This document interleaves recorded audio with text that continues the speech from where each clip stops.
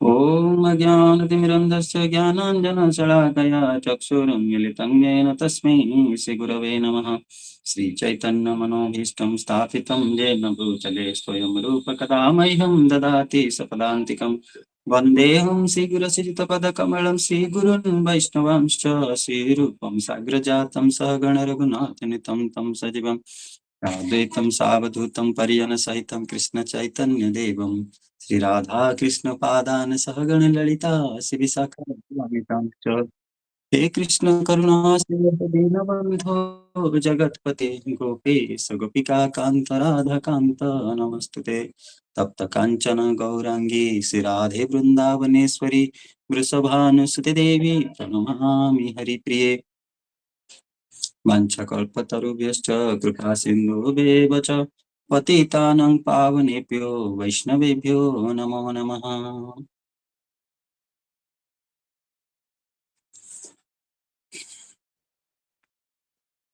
आज के इस भगवद गीता पाठ के सत्र में आप सभी का स्वागत है। तो हम श्रील प्रभुपाद महाराज और गुरु महाराज और सारे वरिष्ठ वैष्णवों का कृपा भिक्षा करके ये जो आज का सत्र है हम यहाँ पे स्टार्ट करेंगे। और जितने भी श्रद्धालु यहाँ पर सुनने के लिए भगवद गीता का ज्ञान और पाठ सुनने के लिए उपस्थित हुए हैं उनके चरणों में मैं कोटि कोटि दंडवत प्रणाम ज्ञापन करता हूँ। और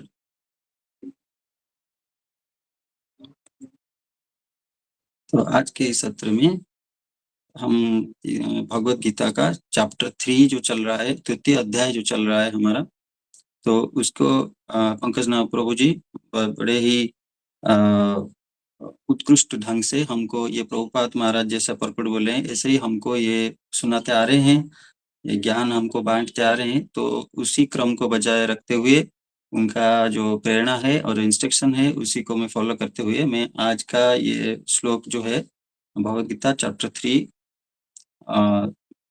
टेक्स्ट 27 एंड 28। 27 तो कल हो गया था, तो 28 क्या है वो रिलेटेड है, मतलब 27 और 28 ये दोनों रिलेटेड श्लोक है। बहुत सारे ऐसे भगवद गीता में आपको मिलने को आएगा कि श्लोक सब रिलेटेड है, मतलब एक सीरीज में है, तो आप उसको एक साथ समझेंगे तो ज्यादा क्लैरिटी आएगा। तो इस हिसाब से हम देखेंगे तो भगवद गीता चैप्टर 3 टेक्स्ट 27 में क्या बोला गया था कल मैं थोड़ा रिकैप करूंगा क्योंकि ये जो 28 है ये समझने में आसान ही रहेगा। तो 27 में तो क्या श्लोक था, तो ये जो 27 है मतलब जैसे हम कोई बुक में देखते हैं बहुत सारे फॉर्मूलाज होते हैं लेकिन कुछ फॉर्मूलाज होते हैं जो कि बॉक्स करके रखे जाते हैं। तो ये वाला जो 27 वाला श्लोक है ये बॉक्स रूल है।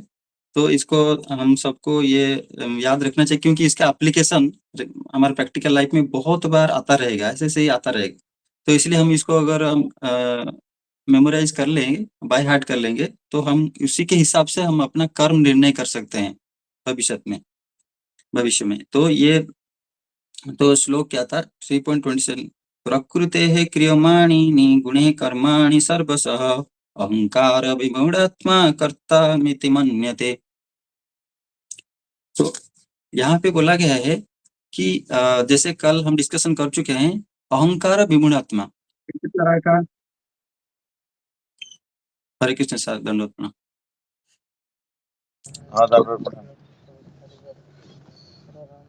यहाँ पे बोला गया है कि अहंकार विमूढ़ात्मा, तो ये श्लोक में अहंकार जिसका मन में है जो कि फॉल्स ईगो है उसके हिसाब से वो कैसे रिएक्ट करता है, कैसे एक्ट करता है, मतलब अहंकार विमूढ़ात्मा। तो ये कैटेगरी के आदमी हैं जो कि अहंकार से विमूढ़ हो गए हैं, मतलब जो रियल ईगो है उसको उससे हटके वो अहंकार विमूढ़ आत्मा, तो अहंकार के अंदर में वो चले गए हैं जो कि फॉल्स ईगो है। तो उसी हिसाब से वो कर्म करते हैं, लेकिन वो क्या करते हैं, वो तीन गुण जो है, ये जो तीन गुण है, तीन गुण में रहकर तीन गुण का एक्शन से रिएक्शन में वो काम कर रहे हैं, लेकिन उनको ये पता नहीं चलता है। वो सोचते हैं कि मैं किया, मतलब सर जैसे कल बड़ा एग्जाम्पल बताए थे, जो ईगो का जो तीन दो स्टेट पहले है, एक तो फॉल्स ईगो, एक रियल ईगो है। तो मैं भगवान का पार्ट एंड पार्सल हूँ, जीवेर स्वरूप है कृष्ण नित्यदास। ये जो है जीवेर स्वरूप है कृष्ण नित्यदास, ये जो है ये सही ईगो है, सही मायने में। लेकिन ये जो है फिर वो जो फॉल्स ईगो है उसका दो है, मैं और अहंग, मैं और मेरा, ये जो दो है। तो उसी हिसाब से जो काम करता है तो उस आदमी को क्या बोला जाता है, तो वो अहंकार विमूढ़ आत्मा है, वो विमूढ़ है, विमूढ़ आत्मा है वो, मतलब दुरात्मा जो बोलते हैं। तो उसमें वो क्या है, उसके अधीन में रहकर वो समझता है, उसको लगता है कि मैं कर रहा हूँ, ये मेरे लिए करना चाहिए, मैं कर रहा हूँ, मैं मेरे लिए हो रहा है, मेरे लिए होना चाहिए। तो वो क्या करता है, जो इंद्रिय सुख का विषय वस्तु है उसमें उसको लगा रहता है, क्योंकि उसको सेंस एंजॉयमेंट वो करता है, क्योंकि मुझे ये शरीर ज्ञान में है। वो जो विमूढ़ आत्मा है वो शरीर ज्ञान में है। फिर तो उसके हिसाब से उसको ये पता नहीं चलता है कि वो जो प्रकृति है, मन इंद्रिय और वाणी, उसके प्रकृति के अधीन में रहकर वो रिएक्ट कर रहा है। तो उसमें क्या है, जैसे कोई पशु है तो उसका क्या है, वो भी क्रिया करता है, लेकिन जो इंसान है वो भी क्रिया करता है। लेकिन जो शरीर ज्ञान, मतलब जो जैसे हम सुबह उठते हैं अपना नित्य कर्म करते हैं, तो पशु भी करता है, तो पशु का क्या है, वो क्रिया है। लेकिन जो हमारे अंदर हम जब हम करते हैं तो हमें क्या आता है, तो हम जब उसको अहंग जोड़ देते हैं तो वो कर्म बन जाता है। मतलब क्रिया प्लस अहंग इक्वल टू कर्म। तो उसको उसको कर्म कहते हैं। तो वो कर्म जो करता है कि मेरे लिए कर रहा हूँ, मुझे होना चाहिए, मैं एंजॉयर हूँ, तो उसी हिसाब से उसको कर्म का फल भोगना पड़ता है। लेकिन पशु जो है उसका क्रिया है, उसका कोई उसका अहंग नहीं है, उसको कोई रिजल्ट नहीं मिलेगा क्योंकि वो कंडीशनड है। तो इसी हिसाब से मतलब वो नहीं जानता कि वो पपेट है जो कि 3 गुण के रज्जू में बंधा हुआ है, तो इसी हिसाब से जिस हिसाब से वो खींच रहे हैं उसी हिसाब से वो परफॉर्म कर रहा है। लेकिन वो ये नहीं जान पाता है वो, क्योंकि वो विमूढ़ आत्मा है। फिर 3.28 को हम लेंगे तो 3.27 3.28 ऐसा कनेक्टेड है। तो 3.28 में श्लोक इस प्रकार से है, तत्त्ववितु महाबाहो गुण कर्म विभागयो गुणा गुणेषु वर्तन्त इति मत्वा न सज्जते। तो इसका ट्रांसलेशन पढ़ लेना बहुत जरूरी है, तो इसलिए मैं इसका ट्रांसलेशन पढ़ रहा हूँ word by word. No not तत्वविद, the knower of the absolute truth, to but महाबाहो ओ माइटी आर्म्ड वन, गुण कर्म of works under material influence, vibhaga differences, guna senses, guneshu in sense gratification, vartante are being engaged, iti thus matva thinking none ever sajjate becomes attached. Translation by Srila Prabhupada Maharaj. One who is in knowledge of the absolute truth, O mighty arm, does not engage himself in the sense and sense gratification, knowing well the differences between work in devotion and work in fruitive results. Purport by Srila Prabhupada Maharaj. The knower of the absolute truth is convinced of his awkward position in material association. He knows that he is part and parcel of the Supreme Personality of Godhead, Krishna, and that his position should not be in the material creation. He knows his real identity as part and parcel of the Supreme, who is eternal bliss and knowledge, and he realizes that somehow or other he is entrapped in the material conception of life. In this pure state of existence, he is meant to dovetail his activities in devotional service to the Supreme Personality of Godhead, Krishna. He therefore engages himself in the activities of Krishna consciousness and becomes naturally unattached to the activities of the material senses, which are all circumstantial and temporary. He knows that his material condition of life is under the supreme control of the Lord. Consequently, he is not disturbed by all kinds of material reactions, which he considers to be the mercy of the Lord. According to Srimad Bhagavatam, one who knows the absolute truth in 3 different features, namely Brahman, Paramatma, and Supreme Personality of Godhead, is called Tattvavid. For he knows also his own factual position in relationship with Supreme. हरे कृष्ण। तो यहाँ पर 3.27 में किसके बारे में बोला गया है? अहंकार विमूढ़ात्मा। लेकिन यहाँ पे किस बारे में बोला, भगवान बोल रहे हैं? तत्वविद। देखिए तो डिफरेंस है। वहां पे विमूढ़ात्मा क्या करता है? कर्ता हम इति मन्यते, वो सोचता है कि सब मेरे लिए हो रहा है, सब मैं किया, मेरे लिए होना चाहिए। लेकिन जो तत्वविद है वो कैसे सोचता है, उसका सोच क्या है, ये डिफरेंस है। वो 27 में अहंकार विमूढ़ात्मा है, 28 में तत्वविद, भगवान तत्वविद के बारे में बोल रहे हैं। जो तत्वविद है, ये जो तत्ववाद है, ये बहुत बार भगवत गीता में बोला गया है। जैसे 18.55 में भगवान ये जो वर्ड है बार बार रिपीट कर रहे हैं कि जो तत्व, मतलब जो तत्व से उनको जानता है। अगर भगवान को जानना है तो तत्व के हिसाब से जानो, जो जानता है वही तत्वविद है। तो तत्वविद कौन है, उसका रेफरेंस भगवान इसी श्लोक में ही दे रहे हैं, जो श्रीमद् भागवतम का रेफरेंस है कि भगवान ब्रह्मा परमात्मा and supreme personality of godhead. परमात्मा भगवान इति शब्दते, मतलब ये जो भागवतम का श्लोक है, तो वहां से तीन जो फीचर हैं होगा, ब्रह्म, परमात्मा and supreme personality of godhead. तो ब्रह्मेति परमात्मेति भगवान इति शब्दते। तो ये जो तीन फीचर से जो भगवान को जानते हैं, तो प्रभुपाद महाराज ये बोल रहे कि वही तत्वविद है, जो तत्व से उनको जान गए हैं कि भगवान कौन है और भगवान के साथ मेरा रिलेशनशिप क्या है और मैं कौन हूँ। तो ये जो तीन है यहाँ पे दिया गया है, जो ये जानता है, जो ये जानता है। तो ये भगवान यहाँ पे बोले कि जो तत्वविद है, तो उसका जो क्वालिटीज भगवान प्रभुपाद महाराज पहले डिस्क्राइब कर रहे हैं। तो वो क्या है, वो जानता है कि real identity is part and parcel of the supreme. ये भगवत गीता में भगवान पहले बाद में बताए हैं ये कि कौन मतलब जीवेर स्वरूप है कृष्ण नित्यदास जो है, जीवेर स्वरूप है कृष्ण नित्यदास, ये भगवान बताए हैं आगे श्लोक में जो बताए। तो इधर प्रभुपाद महाराज इसको कोट करके लिख रहे हैं कि जानता है कि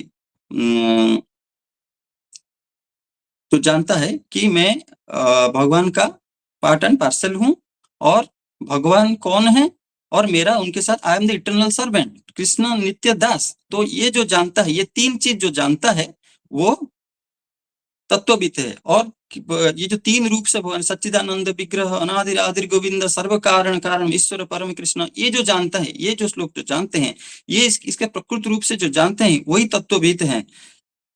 फिर जो बोल रहे हैं कि जो तत्वविद थे वो क्या करते हैं, मतलब उन ये जो प्रभुपाद महाराज इधर ये जो भगवान जो भगवत गीता में ये तत्व शब्द को बहुत बार यूज किए हैं।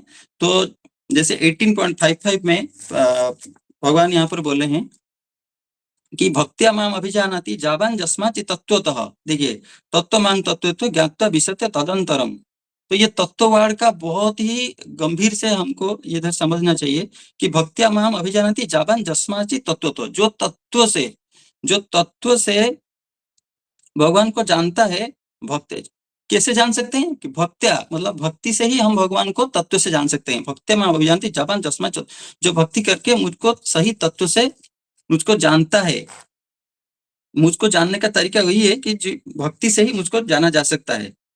तो ये तत्व तो वहां पे भी यूज किए हैं, फिर ये किए हैं और एक यहाँ पर भी यूज किए हैं, जन्म कर्म च मे दिव्यम एवं जो व्यति तत्वतः तक्ता देह पुनर्जन्म नैति मामेति सो अर्जुन। ये भी भगवत गीता का ही श्लोक है। इसमें भी भगवान बोल रहे हैं कि तत्व तो कि जो आदमी, जो इंसान मेरे और जन्म और कर्म दोनों को तत्व के रूप से जान लेता है, उसका पुनर्जन्म नहीं है, मैं बोल रहा हूँ, ऐसा भगवान बोले। जन्म कर्म चमे दिव्यम एवं जो व्यक्ति, व्यक्ति मतलब जानना, तत्व तो मतलब तत्व से जो जान लेता है तो वो क्या होता है, उसका पुनर्जन्म नहीं होता है। तक्ता देह पुनर्जन्म नैति मामेति सो अर्जुन, ऐसा भी भगवान बोले हैं। तो ये तो फिर जो तत्वविद है हमको फिर भगवान बोले तत्वविद है वो ऐसा क्या करता है, तो हमको फिर ये अहंकार गुणात्मा तो नहीं बनना है, तो क्या बनना है, भगवान अर्जुन के माध्यम से हमको ये शिक्षा दे रहे कि तत्वविद मतलब तत्वविद, तत्व से भगवान को जानिए। और अगर हम तत्व से भगवान को जाने तो क्या होगा, भक्ति करेंगे तो भक्ति में वही जाना थी। तो भक्ति जो भक्त है, जो भक्ति कर रहा है, जो भक्ति कर रहा है वही तत्व से ही भगवान को जान सकता है। और जो तत्व से भगवान को जानेगा वो किसका क्या होगा, उसका पुनर्जन्म नहीं होगा। ऐसा बोल रहे हैं कि तक्ता देह पुनर्जन्म नैति मामेति सो अर्जुन। तो इधर कि उसका जो तत्वविद है, तो इधर भगवान जो बोल रहे हैं अर्जुन को कि तत्वविद महाभाव, इधर तत्वविद तू मतलब बट यहाँ पे लगा रहे हैं तत्व महाबाहो, भगवान अर्जुन को ये असंशय महाबाहो मतलब ये बहुत बार परंतप भारत ऐसा वर्ड देके भगवान अर्जुन को संबोधित करते हैं।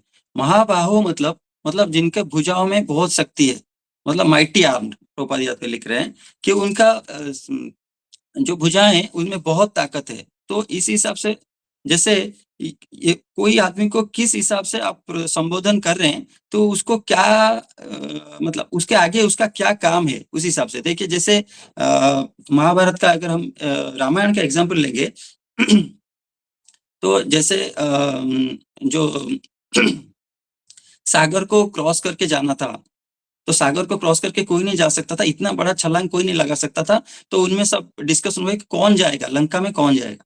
फिर ये जो शक्ति था ये हनुमान जी के पास था, लेकिन उनको उनको अभिशाप था, फिर उनको याद नहीं था।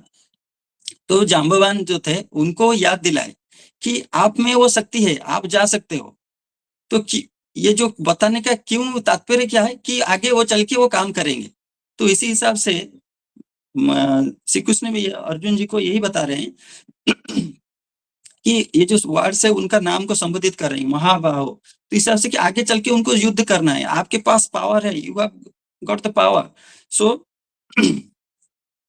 तो आप ये क्या करिए, मतलब उनको संबोधित कर रहे हैं तत्व तू महाबाहो गुण कर्म विभाग। तो यहाँ पे जो कर्म है, जो तीन गुण है, तो तीन गुण के बारे में तो एक अध्याय है। तो तीन गुण का इतना इफेक्ट है, मतलब ह्यूमन के ऊपर, जो भी इंसान है इसके ऊपर इतना इफेक्ट है कि जो भगवान इधर जो अर्जुन को जो शिक्षा दे रहे हैं, तो उसका पहले से ही उसका एप्लीकेशन आ गया है। जैसे बोले कि तीन गुण के ऊपर आप जाइए, तो ऐसा वो बोले हैं।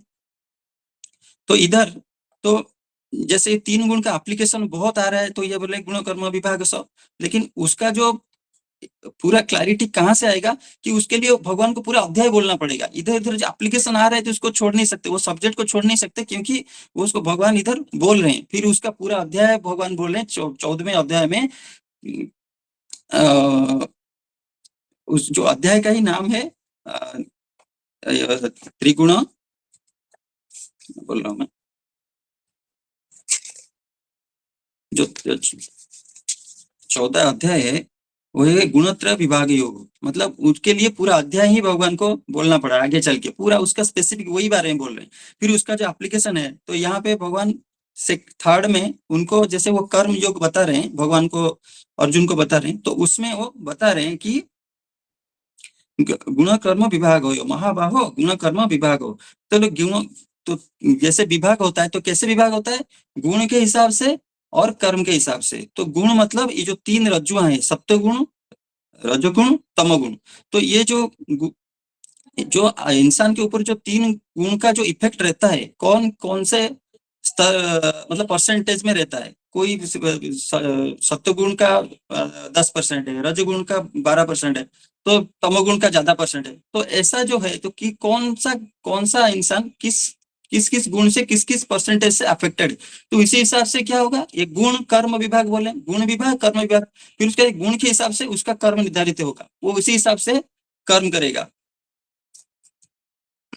तो उसी हिसाब से वो कर्म करेगा। तो इसीलिए भगवान यहाँ पे बोल रहे हैं कि वो विभाग मतलब ये तीन गुण और उसके तीन गुण के प्रेशर में अंडर में रहकर उसका जो कर्म करेगा, उसी हिसाब से वो उसको विभाग किया गया है। तो क्या होगा, वो जो तीन गुण का इफेक्ट कैसा रहता है, तो हम एक एग्जांपल हमारा से देते हैं। तो कि जैसे कोई पत्थर पड़ा है, तो कोई काला पत्थर पड़ा है, मतलब सुंदर थोड़ा है, तो उसको देख के एक आदमी आता है, तो वो भी तीन गुण का अंडर में है। जो तीन आदमी आते हैं तो वो तीन गुण के अंडर में है। तो जो पहला आदमी है वो देखता है कि अरे ये तो बहुत ही सुंदर पत्थर है, इसको तो इसको तो पूजा करना चाहिए, ये तो शालग्राम की तरह दिखता है। तो उसके मन में जो भाव आया वो सत्व गुण से है। तो उसको मन में भाव आया कि ये पत्थर को देखते ही उसको भगवान का स्मरण होता है। तो वो है सत्व गुण में है, जो कि भक्त है। तो उनको सही मतलब सब पॉजिटिव कोई चीज को देख के उसको पॉजिटिव सब भावनाएं आएंगी। उसका भाव जो है वो भगवान में हमेशा निमज्जित है। तो भगवान के बारे में सोचते शालिग्राम की तरह इसको ले लेता है। वो ले लेके वो कहीं भी पूजा के जहाँ पे कहीं भी अगर यूज करना है तो वो यूज कर लेता है। लेकिन फिर दूसरा आदमी आता है तो अरे ये तो ये पत्थर तो लगता है ये 100 ग्राम के करीब होगा। इसको ले जाते हैं, फिर अपना जो वजन का जो है इसमें इस्तेमाल कर देंगे कि इसका कितना वजन होता है। फिर हम मेरा जो तराजू होता है उसमें मैं इसको यूज करूंगा। तो मेरा जो सामान है उसको तौल के दूंगा। तो मेरे मेरे को और वो जो डिफाइंड जो ये किलोग्राम है ग्राम है उसको मैं यूज नहीं करूंगा, इसको यूज करूंगा। वो चला गया। फिर तीसरा आदमी आता है, देखता है, अरे ये पत्थर तो बहुत स्ट्रांग है। इसको लेके इसको मैं रख लेता हूँ पॉकेट में, कभी जरूरत पड़ेगा तो किसी का सर फोड़ूंगा। किसका अगर कोई मुझे ये करेगा तो मैं उसका सर इससे मार के फोड़ दूंगा। कहीं ये पत्थर मार के किसी का मुझे उसके आदमी के ऊपर मेरा ये था, वो मुझे ऐसा बोला था, उसका खिड़की में मारूंगा मैं। इसको मारूंगा तो इसको पॉकेट में रखूंगा तो मेरा पॉकेट में कुछ ये नहीं होगा क्योंकि ये बहुत पॉलिश्ड है। तो मैं इसको ऐसे यूज करूंगा। देखिए ये जो तीन आदमी है ये तीन गुण के अंडर में है। इसी हिसाब से वो काम कर रहे हैं। तो इसी हिसाब से उनको भाव आएगा। तो तीन गुण इसी हिसाब से वो कर्म किए, उसी हिसाब से जैसा भाव आया उसी हिसाब से वो कर्म भी किए। तो उसका जैसे गुण के हिसाब से विभाग हुआ, फिर कर्म के हिसाब से विभाग हुआ, तो उनको क्या हुआ उसी हिसाब से उनको फल प्राप्ति हुई। तो यहाँ पे जो प्रभुपाद महाराज जहाँ पे जो एग्जाम्पल दे रहे हैं, भगवान यहाँ पे जो बोल रहे हैं, वो my term does not engage himself in the sense and sense gratification. क्या है जो तत्वविद है वो क्या करता है, वो जो sense objects and sense gratification इससे वो है वो हटा लेता है। क्योंकि वो तत्व से जान गया है। वो तत्व से जिनको जान गया कि ये मेरा ये इंद्रिय वस्तु इंद्रिय भोग वस्तु है, ये मेरा कोई काम का नहीं है। जैसे इसको ये एग्जांपल हमारा से देते हैं कि जैसे कोई सेंस ऑब्जेक्ट्स है, जैसे कोई आदमी जा रहा है रास्ते में, तो उसको एक सुंदर सा होर्डिंग है, मतलब कुछ पिक्चर्स हैं जो कि अट्रैक्ट कर रहे हैं। तो आई का क्या है, जो सेंस है वो है आंख, एक इंद्रिय है। तो उसका जो ऑब्जेक्ट है वो क्या है, सुंदर वस्तु उसका ऑब्जेक्ट है। तो वो क्या करेगा, वो वहां पे देखेगा, आंख चला जाएगा वहां पे, वो देखे अरे ये तो बहुत, आंख का काम है, उस सेंस का जो काम है कि वो इंद्रिय वस्तु को उपभोग करेगा। तो वो देख लिया। लेकिन जो तत्वविद है और जो अहंकार विमूढ़ आत्मा है, दोनों में बीच में क्या फर्क है, तो देख लिया। आंख का तो काम है, वो उसका जो ऑब्जेक्ट है वो सुंदर वस्तु को देखना, तो वो देखा सुंदर, ये वो तो बहुत सुंदर वर्डिंग है, कोई फिल्म का पोस्टर है, वो तो वो देख रहा है। लेकिन जो विमूढ़ आत्मा है उसको क्या है, मैं ये फिल्म में देखूंगा, ये बहुत एंजॉय करने का है कि उसको इंद्रिय मतलब इंद्रिय भोग्य के बारे में ही उसको इंस्पिरेशन आएगा। लेकिन जो तत्वविद है, जो आत्मज्ञानी है, वो क्या करेगा, मतलब एक जो है वो देह बुद्धि में है और एक आत्म बुद्धि में है। मतलब जो देह बुद्धि में है वो क्या करता है, शरीर को ही अपना मतलब मैं मानता है, शरीर को ही मानता है, जो मेरा आंख मैं, तो शरीर ज्ञान में है वो, शरीर से वो आत्मज्ञान में नहीं है कि आत्मा है और ये शरीर में वो है। शरीर तो कुछ दिन बाद, शरीर तो नश्वर है, मतलब वो खत्म हो जाएगा। लेकिन जो नित्य है, जो सत्य है, वो क्या है, वो आत्मा है, जो सब भगवान सेकंड चैप्टर में पूरा फिलोसफी बताए हैं। तो दोनों में डिफरेंस है। तो वो क्या वो इंद्रिय भोग्य वस्तु को वो एंजॉय करने का उसमें इंस्पिरेशन आएगा, तीन गुण के प्रभाव में हो जो शरीर ज्ञान में है।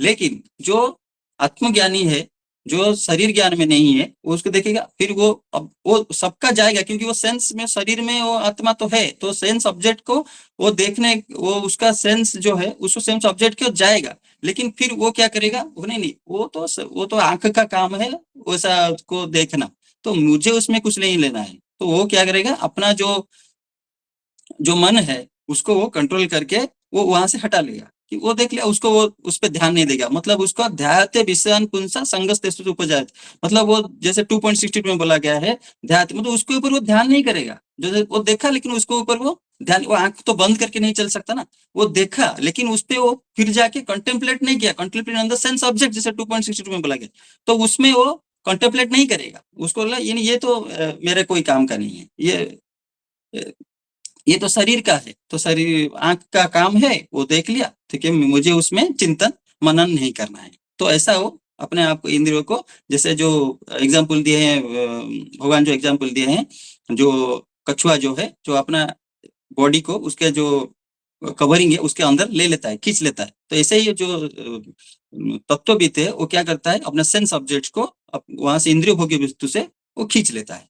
तो ऐसा भगवान यहाँ पे बोल रहे हैं, knowing well the difference between work in devotion and work for fruitive results. तो वो क्या है, वो अपना जो सेंस है उसको खींच लेता है सेंस ऑब्जेक्ट से, क्योंकि ये इंद्रिय भोग्य वस्तु है, उससे मेरा कोई लेना देना नहीं है, मैं उस पर कंटेम्पलेट नहीं करूंगा, उस पर मुझे कोई एक्शन नहीं लेना है। तो ये जो है ये डिफरेंस बता रहे हैं। Does not engage himself in the senses and sense gratification, knowing well the differences between work in devotion and work for fruitive results। तो उसको क्या है, वो उसको डिफरेंस पता है, जो तत्वविद है उनको उसको डिफरेंस पता है कि अगर मैं भगवान के लिए काम करूंगा, मेरा जो स्वरूप है, तो मेरा क्या है स्वरूप है, मैं भगवान का पार्ट एंड पार्सल हूँ, तो भगवान का अंश हूँ, जो आत्मा जो है वो परमात्मा का अंश है, तो उसका जो काम क्या है, उसका जीवेर स्वरूप है कृष्ण नित्यदास, ये ज्ञान उनको हो गया है। फिर उसको क्या है, उसका ड्यूटी क्या है, तो उसको भगवान के साथ रिलेशन पता चल गया, उसका काम क्या है कि भगवान का सेवा, कृष्ण दास का काम क्या है, वो भगवान के साथ भगवान को सर्व करेगा, सर्विंग। तो वो जो दास का जो दासत्व है, वो जो काम करेगा भगवान को खुश करने के लिए, भगवान का सेवा के लिए जो काम करेगा वही उसका काम है। तो उसके अलावा वो क्या करेगा, जो इंद्रिय भोग्य वस्तु है वहाँ फ्रूटिव रिजल्ट्स, उससे वो अपना ध्यान हटा लेता है। तो यही बोला गया है कि तत्वविद है, nor of the absolute truth is convinced of his awkward position. जैसे ये पता कैसे चलेगा, ये जो बहुत गूढ़ रहस्य यहाँ पे बता रहे हैं कि जो तत्वविद कैसे बनेगा, तत्वविद कैसे बनेगा, जैसे कोई गुरु यहाँ पे बोला गया है, जैसे भगवान यहाँ पे 3.21 पे बोल रहे हैं कि जज जत आचित श्रेष्ठ तत्त इतर जनो, जो श्रेष्ठ आदमी है जो करेगा उसको वो इतर जन फॉलो करेंगे। तो श्रेष्ठ है जैसे जो कि भगवान के भक्त हैं, जो कि साधु सन्यासी हैं, तो उनको पाथ को हमको जो फॉलो करेगा वो इससे उसको पता चलेगा कि उसका स्वरूप क्या है, वो फॉलो करेगा, वही उनको पास अप्रोच करेगा। तद विधि प्रणिपाते न परिप्रश्न न सेवया, उनके पास शरण में जाएगा, उनको प्रणिपात करेगा, उनका सेवा करेगा, फिर उनसे वो जिज्ञासा करेगा कि मेरा मार्गदर्शन करिए। तो फिर उसको वो बताएंगे कि अरे जीवेर स्वरूप है कृष्ण नित्यदास, तो वो जान लेगा, फिर वो क्या करेगा उसी हिसाब से वो कर्म करेगा। तो उससे क्या होगा, वो कर्म फल में, जैसे हम 3.9 में यही अध्याय में ये सब बोला कि यज्ञ अर्थात कर्म नेत्र लोकय कर्म बंधन तदर्थम कर्म कौन्तेय मुक्त संग समाचार। तो वो क्या करेगा, यज्ञ के अर्थ में, जो यज्ञ मतलब भगवान विष्णु के संतुष्टि के लिए अपना जो कर्म करेगा, वो विष्णु के संतुष्टि के लिए, भगवान के संतुष्टि के लिए कर्म करेगा, तो वो कर्म बंधन में नहीं आएगा। तो इसी हिसाब से यहाँ पर भगवान जो बोल रहे हैं कि 3 गुण में रहकर आदमी को काम करना है, लेकिन जो है वो जो जो भक्त है, जो ये तत्वविद जो है, जो वो जान गया है कि ये 3 गुण का प्रभाव से ये यहाँ पे जो आएगा, ये मध्य जगत में जो आएगा, वो 3 गुण के प्रभाव से ही काम करेगा, वो ये बात जान लेता है। लेकिन जो विमूढ़ात्मा है उसको उसको लगता है कि नहीं मैं कर रहा हूँ, लेकिन उसको पता नहीं है कि he is the puppet in the hands of 3 गुणस, तो रजोगुण तमगुण सत्वगुण के अंडर में रहकर ही, मतलब उसका जो मन इंद्रिय और वाणी के माध्यम से प्रकृति के अधीन में रहकर वो काम कर रहा है। लेकिन जो तत्वविद है वो इसको बात को जान लेता है कि जो प्रकृति का जो रज्जु है, जो गुण है, उसी हिसाब से जो यहाँ पे आएगा उसी हिसाब से वो काम करेगा। लेकिन वो क्या है, जैसे वो जान गया है कि भगवान कौन है, उसका संबंध क्या है, मैं इधर क्यों आया, तो इधर प्रभुपाद महाराज यहाँ पे क्लियरली बता रहे हैं कि वो उसको रियलाइज आ जाता है, and realises that somehow or other he is entrapped in the material conception life. मतलब वो उसका जगह ये नहीं है, तो वो तो भगवान का पार्षद है, मतलब भगवान का अंश है, तो वो भगवान वहां पे था, वो यहाँ पे नहीं था वो। तो समा और अदर वो ट्रैप हो गया इधर, कुछ कोई भी कर्म के अधीन में रह के वो इधर फॉल डाउन हो गया है, हम इधर पतित हो गए हैं, तो इधर जो भी है सब मतलब पतित हैं। तो भगवान जो है वो क्या है, वो पतित पावन है। तो भगवान और उनके भक्त जो हैं वो पतित पावन है। जैसे महाप्रभु आए थे, उनको पतित पावन बोला गया है, भगवान जगन्नाथ जी को पतित पावन बोला गया है। तो ऐसे पतितों को उद्धार करने के लिए भगवान आते हैं, भक्तों के रूप में आते हैं और भक्तों के माध्यम से आते हैं। तो हम इसको बताने के लिए कि अरे तो ये आपका पोजीशन नहीं है, या आपका स्थिति नहीं है, आप इधर के रहने वाले नहीं हो, आपका स्थिति अलग है। तो ये आपको बस हम भूल गए हैं, और इधर हम वही भूल गए हैं, इसलिए हम यहाँ पर पतित हुए हैं। तो फिर यहाँ पर प्रभुपाद महाराज वही बोल रहे हैं कि उनका रियल आइडेंटिटी को समझाते हैं। He knows his real identity as part and parcel of the supreme who is eternal bliss. Knowledge जो है सच्चिद आनंद है, तो मेरा जो स्वरूप है वो भी सच्चिद आनंद है। लेकिन वो अनलिमिटेड क्वांटिटी में, भगवान के पास ये जो क्वालिटी है ये अनलिमिटेड क्वांटिटी में है, और मेरा जो है वो इन्फिनिटी स्मॉल, मतलब बहुत ही क्षुद्र क्षुद्र है, लेकिन गुण में सेम है। तो इधर से वही लिख रहे हैं कि conception of life in this pure state of existence he is meant to dovetail his activities in devotional service। वो क्या करता है, वो डिवोशनल सर्विस में अपना जो समय है, अपना जो कर्म है, वो उसमें ज्यादा समय और ज्यादा कर्म वो डिवोशनल सर्विस में वो बिताता है। और उसका जो प्रायोरिटी है, एक तो है आप कि कहाँ कर्म करेंगे, इस जैसे आपको ध्याते विषय में बोला, आप ध्यान किस पे कर रहे हो।